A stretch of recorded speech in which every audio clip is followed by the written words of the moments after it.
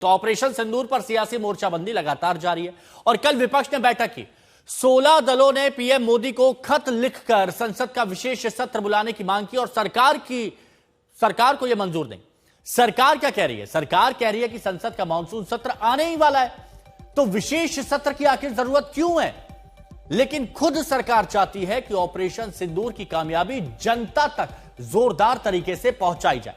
और आज शाम 5 बजे केंद्रीय मंत्रिपरिषद की बैठक है, जिसमें ऑपरेशन सिंदूर की सफलता के बारे में सभी मंत्रियों को विस्तार से बताया जाएगा।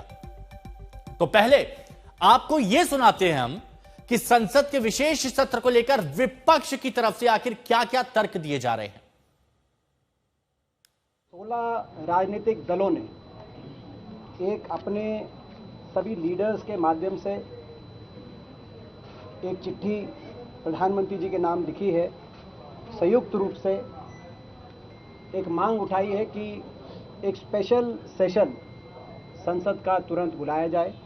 जब सीज फायर की घोषणा की गई अमेरिका द्वारा और उसके बाद के घटनाक्रम के बाद स्पेशल सेशन की हमने मांग उठाई और हमने कहा कि ये महत्वपूर्ण है कि एक और तो स्पेशल सेशन के माध्यम से सभी सांसद, सभी दल एकजुटता से अपने सशस्त्र बलों का धन्यवाद कर सकें और दूसरी ओर बिंदुवार पूरी घटनाक्रम पर सरकार अपनी बात रखे। ये पीड़ा है पूरे देश में, ये कहां चर्चा होगी? सोशल मीडिया पे नहीं होगी, टेलीविजन डिबेट्स में नहीं होगा। संसद है, हम वही देश हैं जो 62 में चीन के युद्ध के दौरान संसद का सत्र बैठा था।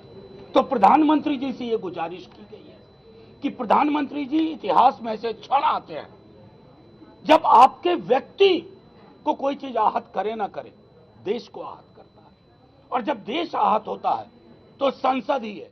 स्पेशल सेशन की मांग आज की नहीं है। जब पहलगांव में हमला हुआ तब से ये मांग चल रही है ना, लेकिन सरकार टालमटोल कर रही थी। हमने तो नहीं मांगा था कि डेलीगेशन विदेश में भेजने चाहिए। सरकार ने एक निकाला मार्ग और सबको विदेश में भेज दिया, 60-70 लोगों को। लेकिन चर्चा देश की जो स्थिति है, टेररिज्म है, कश्मीर और पाकिस्तान का विषय है, उसके ऊपर तो एक ही प्लेटफॉर्म है, वो संसद है। मैं ये कहना चाहता हूँ कि संसद का सेशन बुलाया जाना इसलिए आवश्यक है कि आप सारी दुनिया को तो बता रहे हैं, लेकिन संसद को और संसद के माध्यम से हिंदुस्तान की जनता को अंधेरे में रखना चाहते हैं। हमें इस अवसर पर किन देशों से समर्थन मिला, एक देश भी खुलेआम हिंदुस्तान के समर्थन में नहीं आया, ये चिंता की बात है। हम डिप्लोमेटिक फ्रंट पर पूरी तरह असफल हो गए। तो ये तो आप समझ गए होंगे कि विपक्ष के नेता हमलावर हैं।